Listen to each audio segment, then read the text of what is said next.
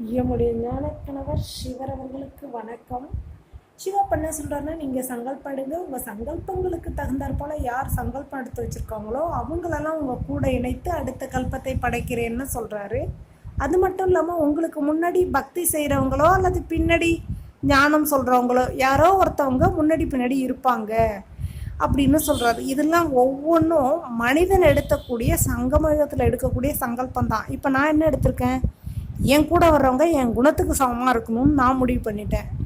ஆனால் சில பேர் என்ன முடிவு பண்ணுறாங்க, நான் யாராருக்கெல்லாம் ஞானம் சொல்கிறனோ அவங்கெல்லாம் அவங்க கூட வரணும்னு அவங்க முடிவு பண்ணுறாங்க. அப்போ ரெண்டுமே சிவப்பா முரளியில் சொல்கிறார். ஏன்னா ரெண்டு சங்கல்பங்களும் இந்த உலகத்தில் மனிதனாக இருக்குது. இப்போ நான் இருக்கிற மாதிரி மற்றவங்க இருக்கிற மாதிரி.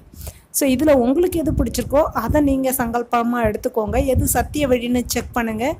அப்பாவை விட அம்மா சிறந்தது. அப்பா முட்டாள்தனமாக முடிவெடுத்து பிரச்சனை